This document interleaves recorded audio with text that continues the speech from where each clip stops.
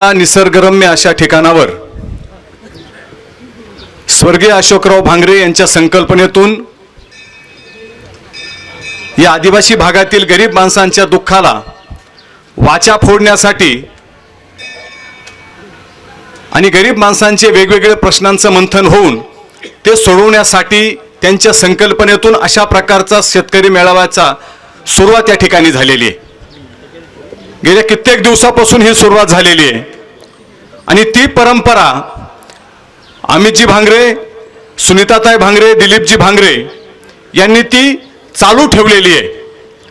अशा या शेतकरी मेळाव्यासाठी मंचावर उपस्थित असलेले कार्यक्रमाचे अध्यक्ष गणपतराव पटेकर साहेब, व्यासपीठावर महाराष्ट्रातील मार्क्सवादी कम्युनिस्ट पक्षाचे नेते माननीय अजितराव नवले, सन्मान्य बी.जे. देशमुख साहेब, सन्मान्य अमितजी भांगरे, सन्मान्य सुनीताताई भांगरे, दिलीप शेठ भांगरे, सतीश शेठ भांगरे, त्याचबरोबर राजू भाऊ, व्यासपीठावर उपस्थित असलेले ज्यांचं नुकतंच आपण भाषण ऐकलं ते कॉम्रेड तुळशीराम कातोरे, कॉम्रेड भांगरे, विकासराव बंगाळ, रामहरी चौधरी आणि या आदिवासी भागातून आलेल्या कानाकोपऱ्यातून सर्व शेतकरी बंधू आणि भगिनींनो, मी पहिल्यांदाच सांगितलं की ही भूमी एक क्रांतिकारक भूमी आहे।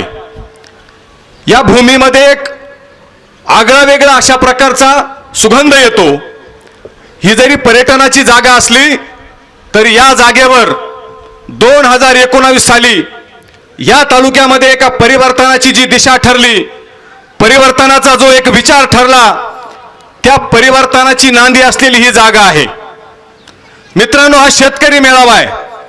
अनेक कार्यकर्त्यांनी शेतकऱ्यांचे या भागातील जे वेगवेगळे प्रश्न आहेत, शेतकऱ्यांचे जे वेगवेगळे दुखणे आहेत, ते आपले जे प्रश्न आहेत ते मांडण्याचा प्रयत्न या ठिकाणी केलेला आहे। मित्रांनो, मी त्या प्रश्नाकडे जाणार नाहीत। त्या प्रश्नावर कॉम्रेड अजित नवले आणि मीनाजी पांडे साहेब या ठिकाणी बोलणार आहेत। परंतु मित्रांनो, शेतकरी मेळावा जरी असला तरी शेतकऱ्यांच्या प्रश्नांसाठी काही राजकीय विचार असावा लागतो आणि राजकीय विचारातूनच शेतीचे प्रश्न, समाजाचे प्रश्न हे विधानसभा आणि लोकसभेमध्ये मांडले जातात।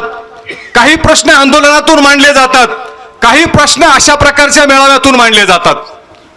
मग आजचा शेतकरी मेळावा घेत असताना मी सुरुवातीला सांगितलं की ही क्रांतीची भूमी आहे। अकोले तालुक्याच्या राजकीय इतिहासात परिवर्तन करण्यासाठी ज्या भूमीतून अशा प्रकारचा विचार मांडला ती ही भूमी आहे। याच भूमीतून या तालुक्यातले सर्व विरोधी पक्षाचे विचाराचे लोक एकत्र आले आणि एकत्र आल्याच्या नंतर स्वर्गीय भांगरे साहेबांच्या नेतृत्वाखाली एकमुखी निर्णय घेण्यात आला की अकोले तालुक्यामध्ये जी विधानसभेची निवडणूक होईल, या विधानसभेच्या निवडणुकीमध्ये एक अशा प्रकारचा उमेदवार निश्चित केला जाईल। ती ही भूमी आहे ज्या भूमीतून तो विचार ठरला, ज्या भूमीतून सध्याचे आमदार किरणजी लहामटे यांच्या नावावर शिक्कामोर्तब झालं आणि तुमच्या आमच्या सर्वांनी रात्रीचा दिवस एकत्र करून त्या ठिकाणी परिवर्तन घडून किरणजी लहामटेंना निवडून दिलं। कॉम्रेड अजित नवले साहेबांना मी सांगू इच्छितो आणि आपल्यालाही सांगू इच्छितो, आम्ही फार जबाबदार कार्यकर्ते आहोत। अकोले तालुक्यातल्या कोणत्याही मुद्द्यावर बोलायचं ठरलं तर विचार करून बोलतो, अभ्यास करून बोलतो। आज सुद्धा आम्हाला काही राजकीय भूमिकाच मांडायची आहे। 2019 साली आम्ही सगळेजण अकोले तालुक्यातल्या राजकीय परिवर्तनासाठी होतो। रात्रीचा दिवस एक केला, अन्न पाणी पाहिलं नाही, खाणं पिणं पाहिलं नाही। या किरणजी लामटेंसाठी आम्ही सर्वस्व पणाला लावलं। या तालुक्यामध्ये गावागाव जाऊन सभा घेतल्या, गावोगाव जाऊन लोकांना सांगितलं की या तालुक्यातली दीर्घकाळ चाललेली सत्ता लात मारून हकलून द्या आणि नवी सत्ता आपण निर्माण करू, जेणेकरून आमच्या गोरगरीब माणसांचे प्रश्न सुटतील। या तालुक्यामध्ये विकासाचं एक नव पर्व सुरू होईल। परंतु झाला पश्चाताप। मी तर कधी कधी असं म्हणतो, असं कोणत्या जन्माचं आम्ही पाप फेडलं की किरणजी लामटेंना आमदार केलं? अरे आमदार केलं, आमदार केल्याच्या नंतर अरे कोण तू आणि कोण मी अशा उन्मादात ते वागतायत। या ठिकाणी मला एक महत्वाचा मुद्दा सांगायचा आहे। अकोले तालुक्यामध्ये आम्ही काही स्वप्न मांडली होती की या तालुक्यामध्ये काही आपल्या गावखेड्यांचा विकास होईल, काही गावखेड्यांच्या विकासाच्या काही संकल्पना आमच्या होत्या, काही विकासाचं व्हिजन होतं आणि ते व्हिजन हे कार्यकर्ता म्हणून आमचं होतं आणि कार्यकर्ता म्हणून असं व्हिजन ठेवणं गैर काय. परंतु असं व्हिजन ठेवलं, तालुक्यातले काही रस्ते होतील, आपल्या सभोवतालच्या गावांचा काही विकास होईल, स्वतःच्याही काही गावांचा विकास होईल आणि हा गावाचा विकास झाल्याच्या नंतर लोकांचं समाधान करता येईल.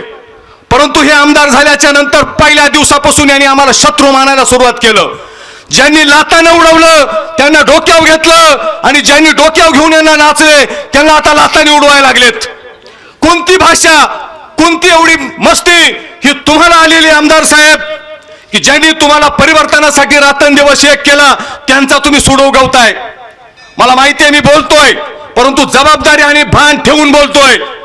आमच्या परिसरातील काही लोक आमदार साहेबांकडे गेले होते अमितजी, आणि हे लोक गेल्याच्या नंतर त्या ठिकाणी ते सांगत होते अमकी अमकी कामं विनोद हांडेमुळे द्यायची नाही, अमका अमका हे विनोद हांडेमुळे द्यायचं नाही, त्या पोपटासाठी द्यायचं नाही. किरणजी लहामटे साहेब, मला तुम्ही पोपट म्हणता, आपको पता नहीं ये पोपट आने वाले 2024 में क्या करामत करने वाला है. आने वाले 2024 में किरण लहामटे चले जाओ, भांगरे फॅमिली कमबॅक होणार त्या ठिकाणी. भांगरेशिवाय त्या ठिकाणी पर्याय राहणार नाही, कारण गोरगरिबांना गेल्या 7 पंचवार्षिकपासून भांगरे साहेबांनी संघर्ष केलाय आणि त्या संघर्षाला कुठंतरी बळ देण्याची वेळ आता आलेली आहे. मी किरणजी लहामटेंच्या संदर्भात बोलत होतो, तुम्ही आम्हाला पोपट म्हणता. अरे पोपट इनामी असतो, पोपट पिंजऱ्यामध्ये जरी बंद असला ना, त्याला त्या ठिकाणी त्या पिंजऱ्यामध्ये सुद्धा बसल्याच्या नंतर तो भविष्य सांगत असतो. मी तुमचं भविष्य सांगून टाकलेलं आहे. 2024 ला परत किरण लहामटे या तालुक्यामध्ये पाहायला मिळणार नाही. या तालुक्यामध्ये आमच्यासारखे सगळे कार्यकर्ते आणि विनोद हांडे स्वतः 100 सभा घेईल.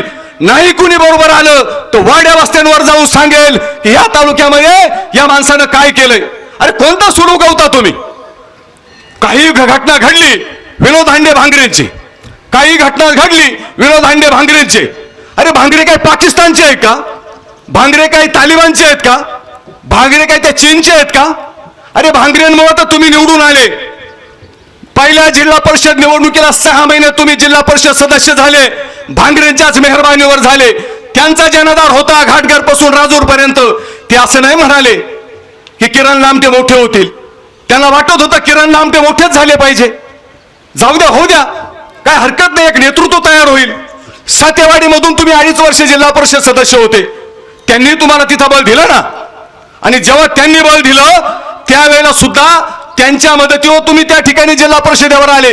तुमचं अख्खं राजकीय आयुष्य फक्त 6 महिने राजूरचे जिल्हा परिषद सदस्य आणि 2.5 वर्ष फक्त सातेवाडीचे जिल्हा परिषद सदस्य. विनोद हांडेचं राजकीय आयुष्य अजित नवलेला माहित आहे. 1999 ला आम्ही युथ फेडरेशनचा अध्यक्ष झालो, तेव्हापासून आम्ही काम करतोय. 2004 साली कम्युनिस्ट पक्षाच्या तिकिटावर आदरणीय लहामटे गुरुजींना तिकीट दिलं लाल बावट्यांनी. ते आमदारकीचे उमेदवार होते. त्यांचा प्रचार करणारा पायानं शरणखेलवरून मेंदुरीला सभेसाठी पायी येणारा विनोद हांडेच होता. लहामटे साहेबांसाठी सुद्धा त्यावेळेला आम्ही मदत केली.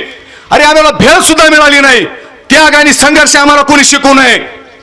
संघर्ष आणि त्यागातून आम्ही तावून सुलाखून निघालोय.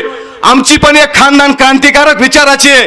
त्या क्रांतिकारक विचारातून सभ्यता आणि संस्कृती, विचार आणि आचार, कर्तृत्व हे आम्ही पाहिलेलं आहे, सिद्ध केलेलं आहे. सत्ता नसली म्हणून काय झालं? काही सत्तेनं कामं करता येतात काय? परंतु सत्ता ही एक ताकद आहे. सत्तेनं गरिबांचे प्रश्न मिटवता येतात, ते सोडवता येतात. त्यासाठी सत्ता लागते. किरणजी लहामटेंवर आमचा वैयक्तिक रोष नाही, पण ज्या वेळेला परिवर्तन झालं त्यावेळेला मात्र आमच्यासारखेच फाटके तुटके सगळे कार्यकर्ते झोंबून होते. अरे इथे बसलेले व्यासपीठावरील अनेक कार्यकर्ते आहेत. अरे काय मागितलं कार्यकर्त्यांनी? कार्यकर्त्यांनी काहीच मागितलं नाही. आतापर्यंत आम्ही कार्यकर्ता म्हणून तोट्यातच आहे, पण आम्ही पुढारी नाही समजत. आम्ही समाजात, आम्हाला माहिती आहे, आम्ही सुद्धा ओपन आहोत.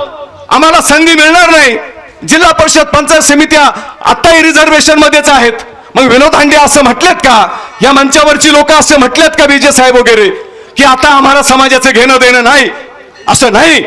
समाजामध्ये आम्ही कार्यकर्ता म्हणून काम करतो, ते समाजासाठी काम करतो. भांगरे साहेबांनी काम केलं ते समाजासाठी काम केलंय. इथं अजित नवले बसलेत, पांडे साहेब बसलेत. अजित नवलेंना माहित आहे का राज्यसभेवर खासदार म्हणून जायचंय? बिलकुल नाही. परंतु आम्ही कार्यकर्ते आहोत, आमच्या रक्तात कार्यकर्ता आहे आणि कार्यकर्ता जोपर्यंत आमचा शेवट श्वास आहे तोपर्यंत कार्यकर्ता म्हणून समाजासाठी शक्य तितकं होईल तितकं लढत राहू, करत राहू. त्यामुळं अशा प्रकारचे विचार आमचे दूषित पेरण्यापेक्षा जरा ज्या कार्यकर्त्यांनी आपल्यासाठी योगदान दिलंय त्यांची जाणीव ठेवायला शिका. आमदारकी तुम्हाला पेलवत नाही हे सिद्ध झालंय. अनेक गावगावच्या कार्यकर्त्यांना तुम्ही नाराज करून टाकलंय. ज्यांनी तुमच्यासाठी काम केलं त्यांनाच तुम्ही लातानं उडवलंय.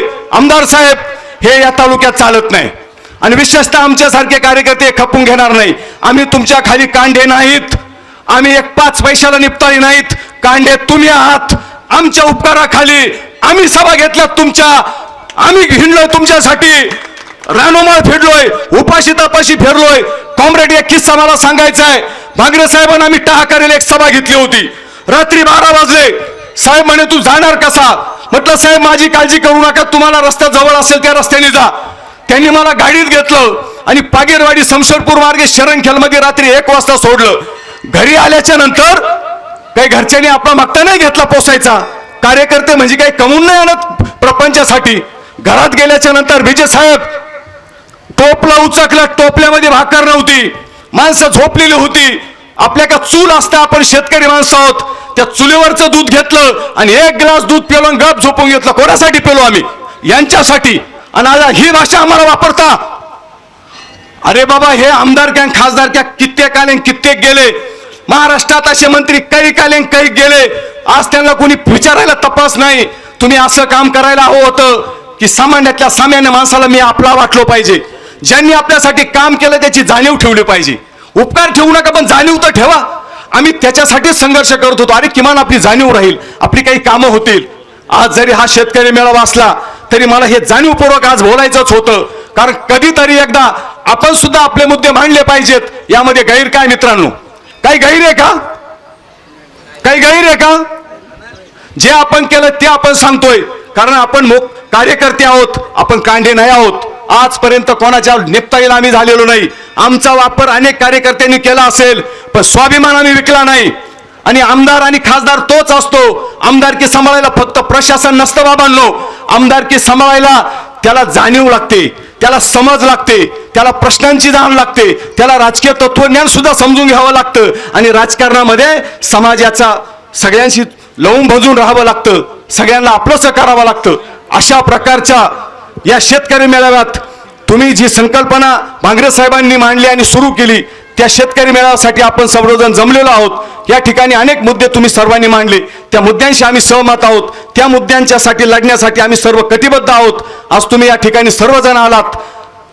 आमची जी काय मनोगत आहे, आमची जी भावना आहे ती सर्वांनी ऐकून घेतली. त्याबद्दल आपले मनापासून आभार मानतो आणि थांबतो. धन्यवाद. आपली माणसं आपलं दुकान, श्री स्वामी समर्थ क्लॉथ आणि मॅचिंग सेंटर, तसेच श्री स्वामी समर्थ एंटरप्राइजेस होलसेल कापड दुकान. अकोलेकरांच्या पसंतीस उतरलेलं कापड विश्वातील लोकप्रिय नाव म्हणजे श्री स्वामी समर्थ कापड दुकान. मनमोहक वस्त्रालंकार, वाजवी किंमत आणि विनम्र सेवा. 6 वार साडी, 9 वार sari, Banarasi silk, suiting, shirting, Manchar टोपी, टॉवेल, शाल, नॅपकिन, फेटा, इनरवेअर आदी साहित्य एका छताखाली. लग्न बस्त्यासाठी खास अद्ययावत व्यवस्था, तसेच लग्न बस्त्यावर ट्रॉली बॅग फ्री. लहान मुलांच्या असंख्य व्हरायटीजचे मनमोहक कपडे. महिलांसाठी होलसेल स्वतंत्र साडी विभाग, तसेच स्वतंत्र लेडीज आणि जेंट्स विभाग. एक वेळ अवश्य भेट द्या. खरेदी करा मनमोहक वस्त्र आणि खुलवा आपलं सौंदर्य. आमचा पत्ता शाखा नंबर 1 श्री स्वामी समर्थ क्लॉथ व मॅचिंग सेंटर, अगस्ती कॉम्प्लेक्स, पहिला मजला, बाजार तळाजवळ, अकोले, तालुका अकोले. आणि शाखा number 2 Shri Swami Samarth enterprises wholesale कापड दुकान, भिंगारे गोडाऊन शेजारी, दत्त मंदिर रोड, कचेरी परिसर, अकोले. प्रोप्रायटर बेनके बंधू. संपर्क 75 88 51 31 33 आणि 024 24 22 33 24.